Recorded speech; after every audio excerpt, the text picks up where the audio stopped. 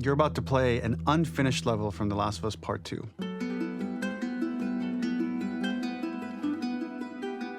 The reason we added this section is there are a few sequences, and we picked the 3 of the best ones, that we cut from the game. You know, often we build a game that's much bigger than what ends up being the final product. They were months away from being finished, but we wanted to give you an insight of what it's like when we built the game, because often we have this whole thing constructed and it doesn't have final art or audio or dialogue. And here you get to see the building blocks of what it's like when we first string a bunch of these levels together. This is the intro to the first deleted level, and this one is the roughest of the 3. We wanted to show more of how Jackson operates. So this is the festival where Ellie ultimately kisses Dina. This sequence would have come very late in the game as a flashback sequence while you're in the farm with Dina. And we wanted to show what is the rest of Jackson doing, and wanted to put on the stick, make it interactive. So you could see when you're outside, there are all these almost like carnival games that you can play. You could mix drinks, you could play with these kids that are playing a sort of clicker Marco Polo, sit down and listen to conversations. And all the different interactions were first or second pass, very, very early passes. The building blocks are there, but nothing is final. And ultimately, while we were very excited by this sequence, it's pretty fun and lighthearted. It just slowed things too much as we're barreling towards the end of the story at this point. So again, reminder, rough, missing audio, missing animation, missing gameplay tweaks, missing dialogue, but pretty representative of what it would have been. So enjoy.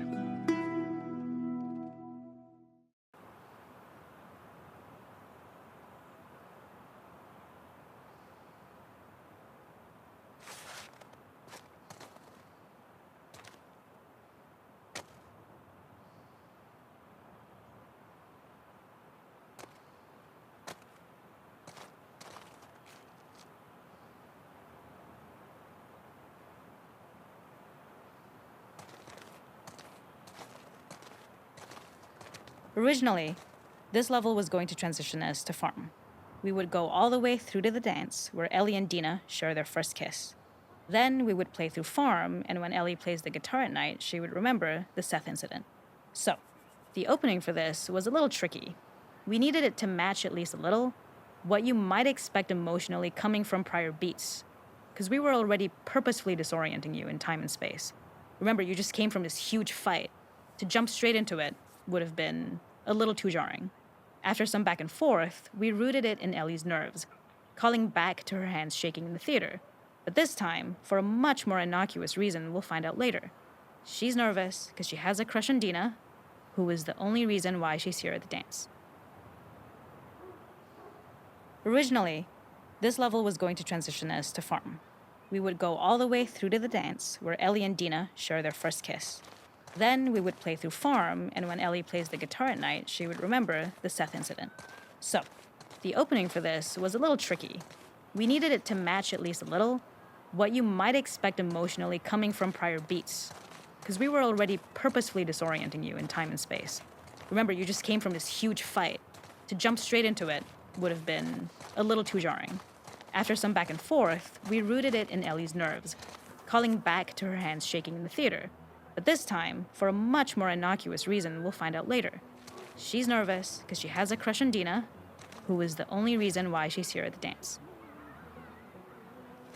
Something we really wanted to do was highlight the way their lives had turned upside down since she went down this path. We had this idea of recontextualizing all of our usual gameplay mechanics that were designed for really violent ends. The workbench, door bashes, throwable weapons, and even the infected, which is my personal favorite. Peppered throughout the level are moments of levity or shared history, all the while seeing how happy and mundane they all were before her huge revenge odyssey.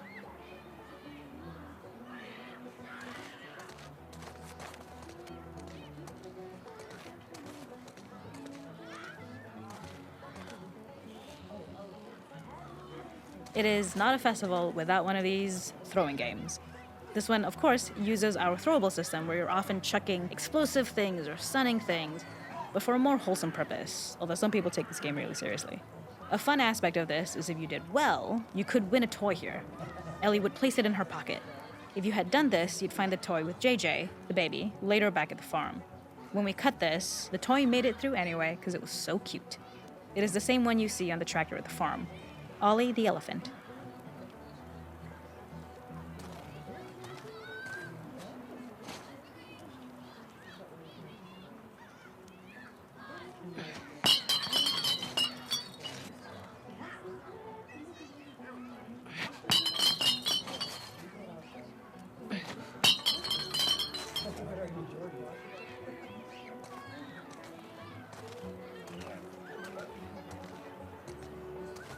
The makeup artist is pretty simple. It's one of those little in-game scenes we peppered in to make it feel like Ellie had roots in the town.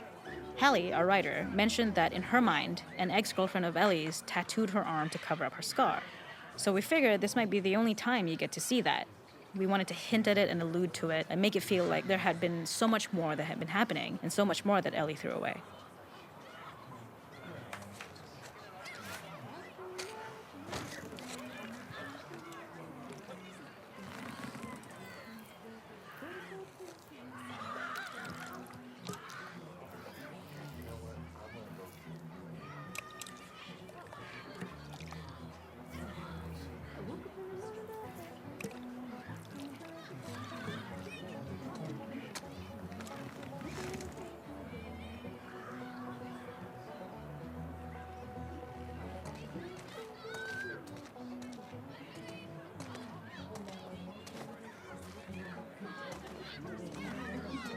This is one of my favorite sections because I think that it achieves both the slice of life aspect of Jackson while also being a stark reminder of how dark the world that they live in really, really is. To attract attention and curiosity, one of the kids was supposed to make this adorable, messed up little clicker impression and the others would giggle. We tried a version where if you got close enough, the kid might try to follow you a little before turning back. Since clickers are blind and move by echolocation, for this game of messed up tag, Ellie must close her eyes and listen for when the children give themselves away. The thought was that these kids are in relative safety. They still grow up with the dangers of clickers and runners, and all those lessons would embed themselves in the games that they play. When the festival got cut, they tried to preserve this moment and move it to the front of the game where the snowball fight is, as a tutorial. However, being in the headspace of a clicker doesn't really teach you how to deal with them. Eventually, it evolved, and they instead made the snowball fight, which was, I think, way more effective. For me, it's character illuminating that not only does Ellie know this game, she plays along. There's a familiarity with the kids that's really nice to see, especially because it's such a difference from the Ellie we see later, who has a sort of hollow normalcy that she's trying to get with JJ, but kind of fails. This is one of my favorite sections because I think that it achieves both the slice of life aspect of Jackson while also being a stark reminder of how dark the world that they live in really, really is. To attract attention and curiosity, one of the kids was supposed to make this adorable, messed up little clicker impression and the others would giggle. We tried a version where if you got close enough, the kid might try and follow you a little before turning back. Since clickers are blind and move by echolocation, for this game of messed up tag, Ellie must close her eyes and listen for when the children give themselves away. The thought was that these kids are in relative safety. They still grow up with the dangers of clickers and runners, and all those lessons would embed themselves in the games that they play. When the festival got cut, they tried to preserve this moment and move it to the front of the game where the snowball fight is, as a tutorial. However, being in the headspace of a clicker doesn't really teach you how to deal with them.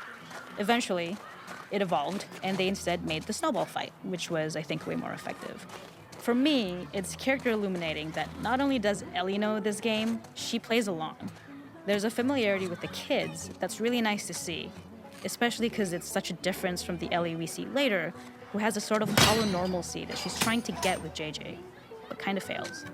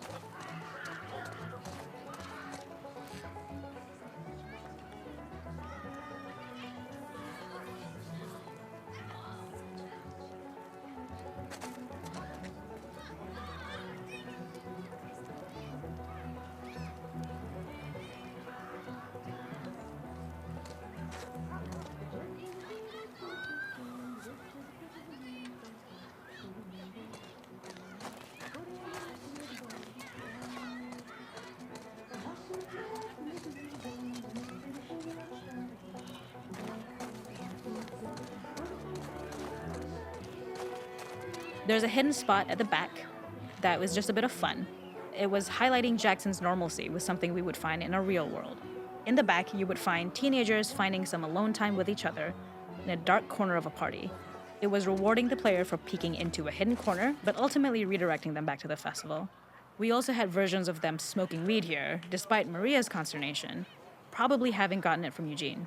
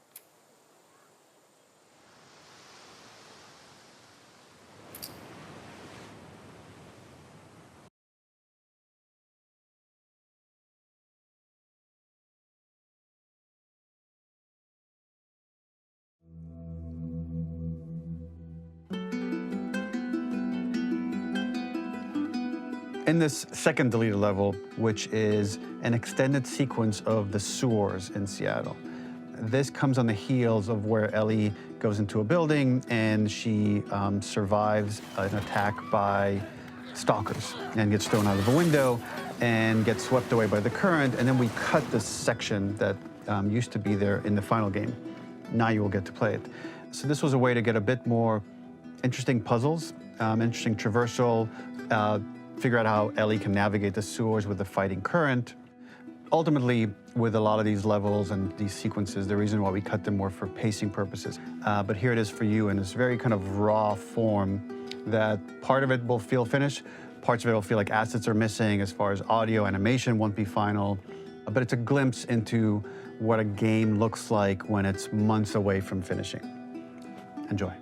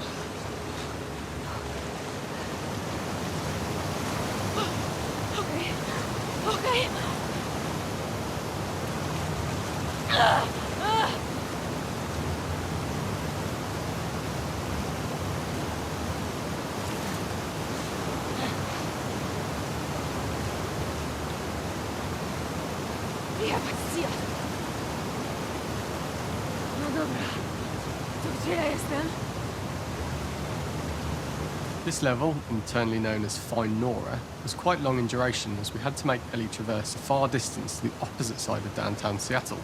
The sewer section was originally longer than what we released the game with, approximately 10 minutes more. This was one of the few areas of the game that used water flow as part of a traversal puzzle. The player has to go upstream to use the current to get to the platform to reach the other side. We mostly cut this mechanic game-wide, however it remained in essence in the section swimming to the aquarium as Ellie when you were avoiding the waves.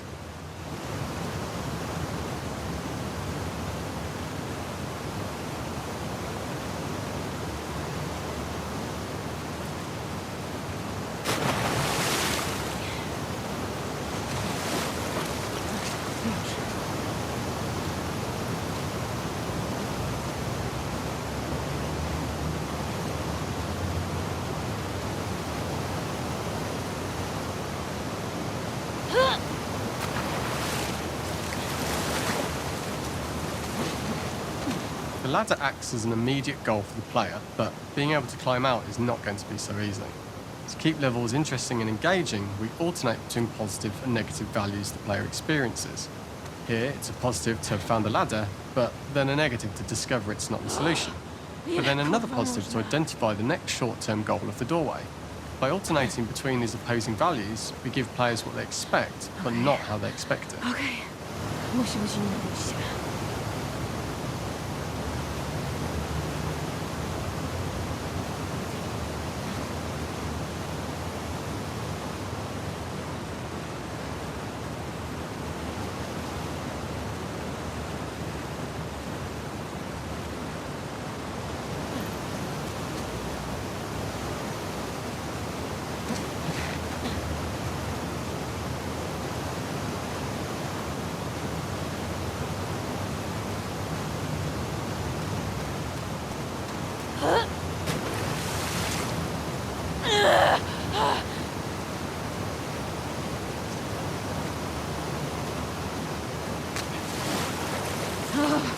Prawie się udało.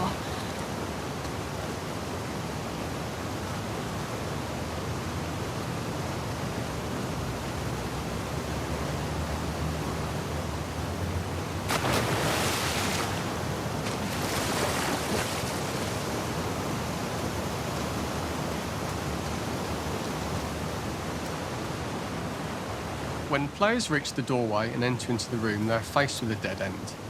The real reason for this dead-end room is that on the reversal, when exiting back out of the doorway, players are faced with the route onwards. A pipe that they'd not been able to see when they were swept past it on the way in, and something that was hidden from view when on the side platforms. The intention here being that the only option is to go off the standard path in order to search for a way out.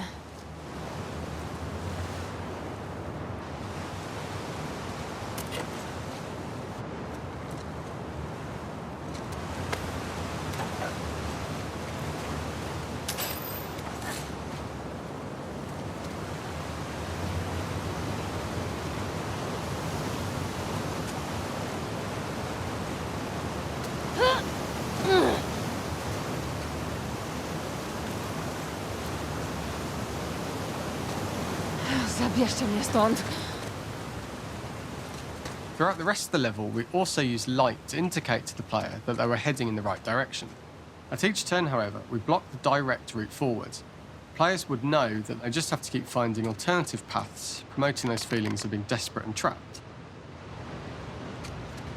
We slowly introduce the player to consider climbing into smaller pipes and crouching in these tight spaces. This is to slowly build up to, and encourage, the player to climb into such a small pipe that they'd have to be crawling on their stomach, which is something that the player previously may not have recognised as a playable space, let alone the desired route they need to take.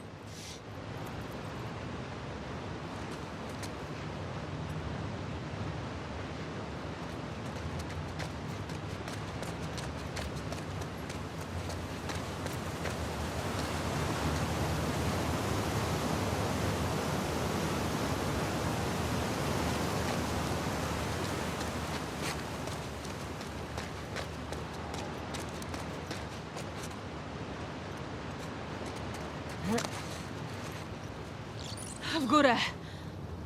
W górę i do wyjścia. We added a tiny space just to reward the player's exploration with a pickup item, and we made sure it was something that made sense that you'd find in this area. A canister and all the garbage that had been washed into the sewers from the surface.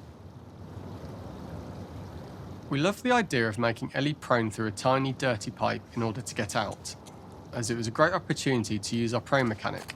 A unique camera setup was created to support crawling in these pipes, as the standard prone camera is much higher above the player. We also created custom collision in order for Ellie to manoeuvre in these tight spaces easily. Initially, the oblong collision capsule around her character caused issues crawling around corners. We put extra effort into the custom corner collision, so the movement experience is as smooth as the main game. Kurwa.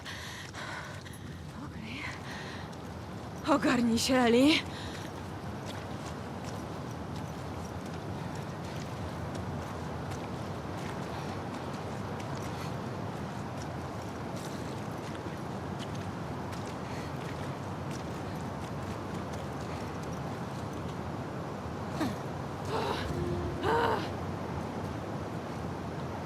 In order for the player to feel cramped, claustrophobic and desperate, we'd been enforcing the traversal mechanics that allow for a tight environment which promote these feelings.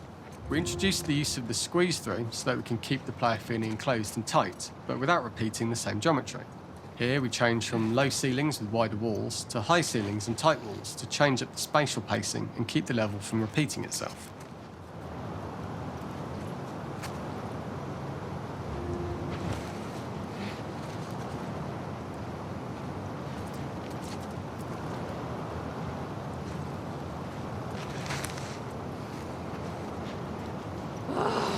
Pierdol się, kosmosie.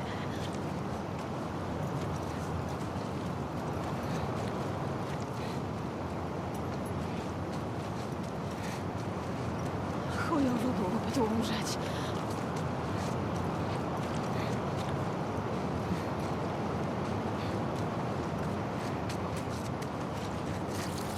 Originally, we had the waterline much higher here, so players had to swim through this tight tunnel. However, from watching user test feedback, it was occasionally causing people to discount the route entirely and turn back on themselves. So to avoid any risk of this happening in the final game, we present a lower water level so the tunnel is easy to see and commit to using. Although this isn't as impactful without the prone swim, it's the better decision as it means a smoother experience for the player with no backtracking frustration. As we surface from the water and over the crest of the slope, we reveal what is further in this tunnel. A clicker that has sprouted and the fungus has grown on the sides of the pipe. It was great to see people who user tested this area becoming increasingly worried as we forced the player to squeeze past the fungus and inches away from the clicker's face, all the time not being sure whether the clicker might be alive or attack them. Although we aren't as cruel as to force a clicker attack in such close proximity, we do have a payoff for this moment. This clicker momentarily turned into Joel to show Ellie's PTSD from what happened to Joel at the start of the game. Ultimately, we decided to save this moment for the farm level, as it was more impactful there because it could become the centrepiece of that experience. Whereas in the sewers, we weren't able to make it as much of a narrative point and give it the breathing room and reaction time that it deserves, given the tight space.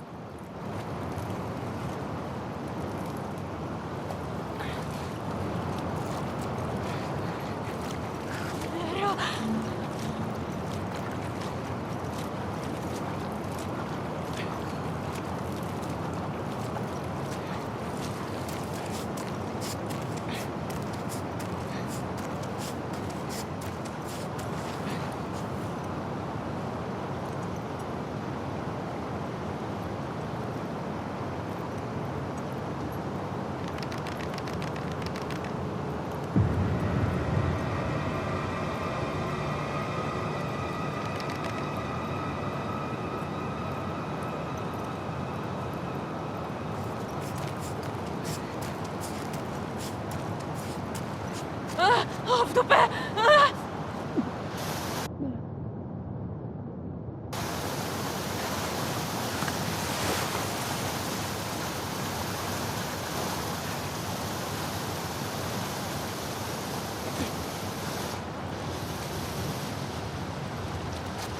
For the final section, we eventually opened you out into a wider area as you traverse through such tight spaces leading up to this.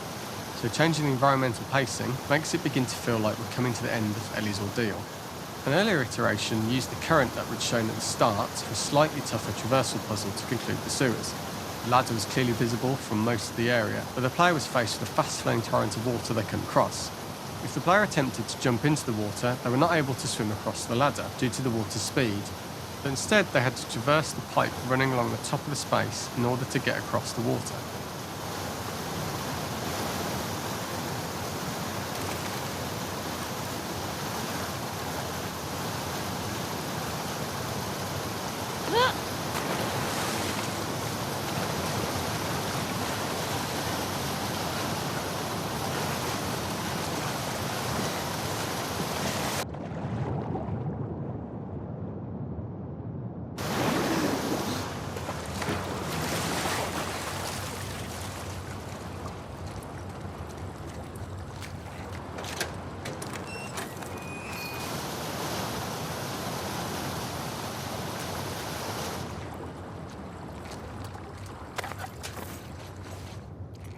This is the first time we get to see stalkers that are embedded into the walls.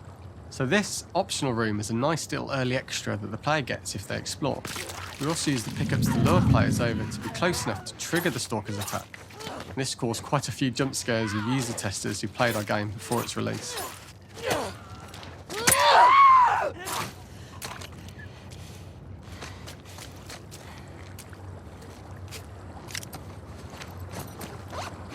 Dobra.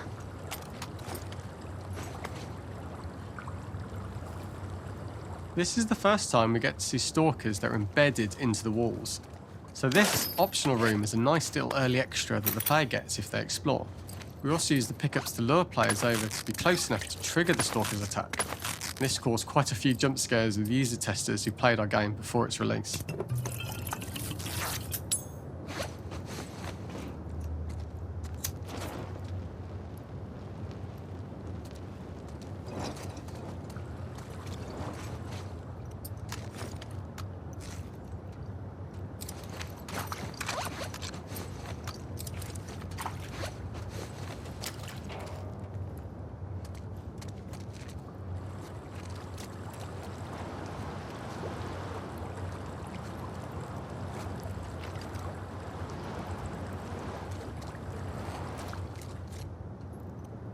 This is the first time we get to see stalkers that are embedded into the walls. So this optional room is a nice little early extra that the player gets if they explore. We also use the pickups to lure players over to be close enough to trigger the stalker's attack. This caused quite a few jump scares with user testers who played our game before its release.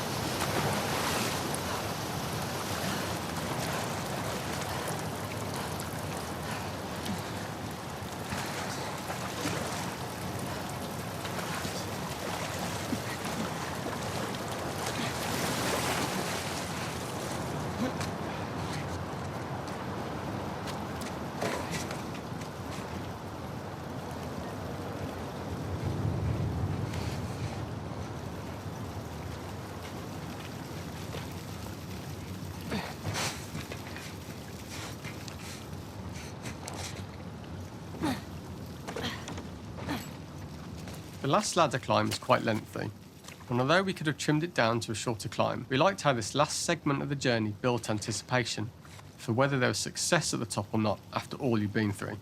Ultimately, the ladder exits out into the subway station, which is how it connects in the final game. Ellie then has to find her way to the hospital from here, crossing paths with the scars for the first time.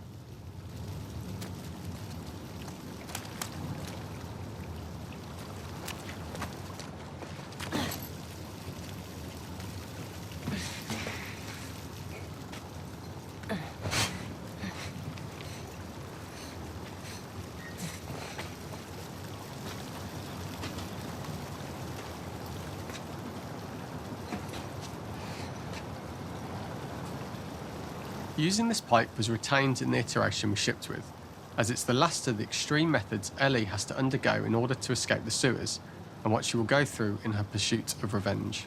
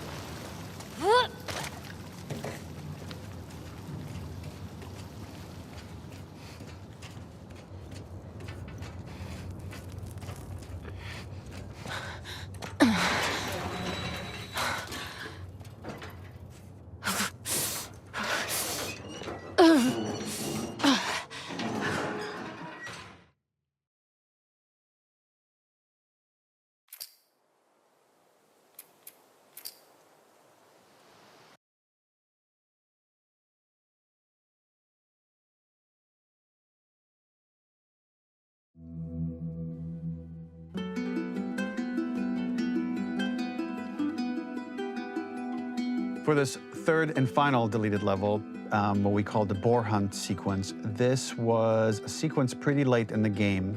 It was right after the whole Seattle Abby sequence where Abby spares Ellie. And then we wanted to come back into Ellie's story, but keep it a bit mysterious of how much time has passed, where is Ellie now? So we're coming in on Ellie, and she's following a trail of blood. And we wanted to mirror, in a way, the deer hunt sequence from the first game, but this time do it with a boar. And there's something with Ellie that now she can't let go of this violence. She's pursuing it, even against this innocent animal. This was another opportunity to show how the violence that Ellie has experienced, the violence that she witnessed being afflicted onto Joel, is still sticking with her, and she's still experiencing these PTSD moments. This was a sequence that was pretty far along and was cut pretty late in production. Parts of it are still really rough, but the gameplay, the building blocks were all there. I think you'll have fun to see, like, again, a rough, unfinished sequence that you can play. You can see all the way to the end, and including a cinematic that we end up cutting. And the remnants of the sequence ended up being mentioned in Ellie's journal. So this part of the story that we developed still made its way into the game as kind of optional stuff that you could read about, but here you get to experience it. So as a reminder, this is pretty rough, months away from being finished, but you get to see it now.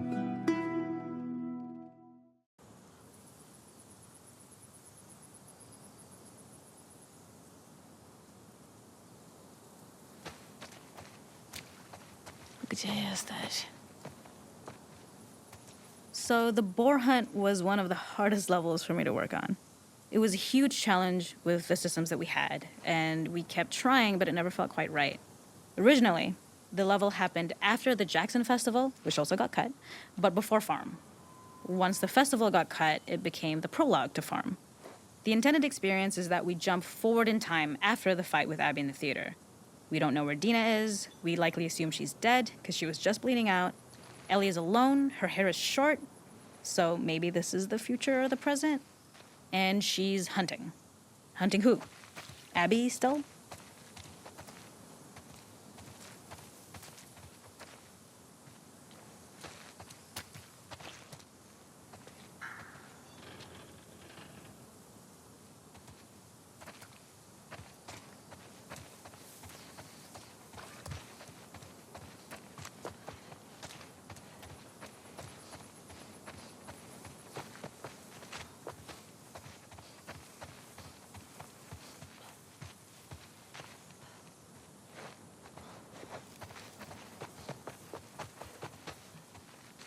Zgubiłam go?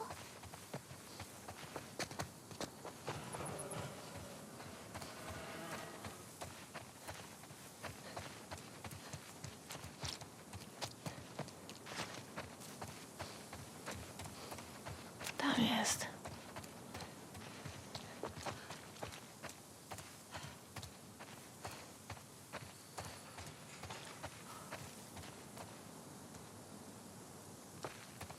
In early iterations of the fight, it was more arena-like. The player slowly whittles down the boar's health. Ellie gets more visceral and more vicious. We get a little worried about her. As the boar gets weaker, more panicked, more feral, and we start feeling sympathetic to the boar, was the hope. In all of these iterations, especially of these wider areas, it required custom AI and scripting to make sure it continued to feel organic as an animal, but we really needed it to do specific stuff. It needed to be able to close distances really, really quickly. It needed to charge to attack, but we wanted the feeling of hunting, so we needed to track it down from afar. And we also needed to discourage the player from attacking the boar when it's that close, or it would kind of turn into this melee kerfuffle. How do we do this in our world while keeping the boar believable?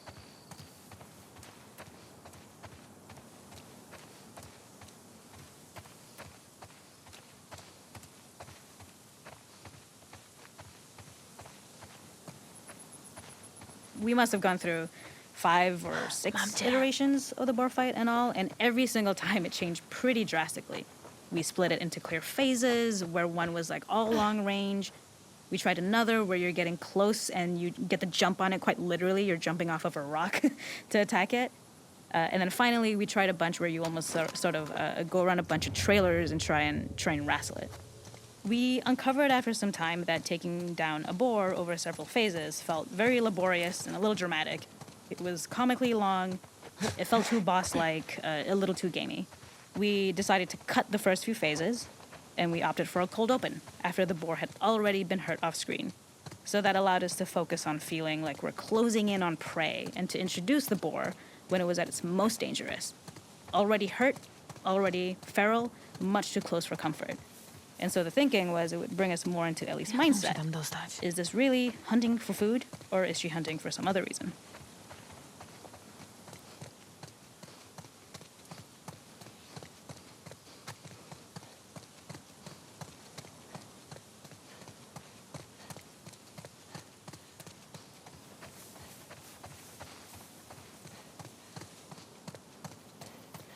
The gas station was built to highlight the boar's destructiveness. Since it's cramped, the boar feels larger. We also feel trapped with it, though perhaps it's trapped with us. When it charges, it gets to us quickly, so we must be on our toes. This made it more aligned with Ellie's sort of hunting for trouble mindset. Listening became more important, as well as moving around slowly so it didn't hear you. Could you spot it before it saw or heard you? And could you get a shot off quickly enough so you could dodge out of the way? Or is the shot worth the cost after? It feels like a gamble. By the end of the fight, everything would likely be in shambles, the boar would burst through the back, and Ellie would follow it and finally enact revenge.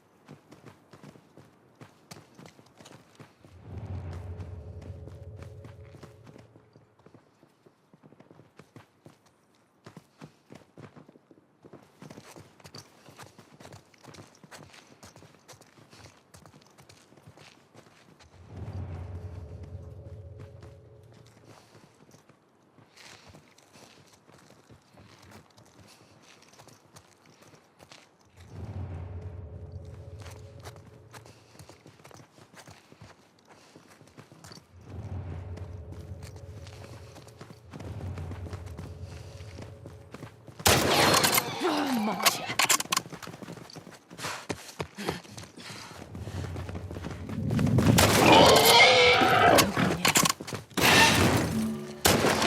Nie uciekniesz.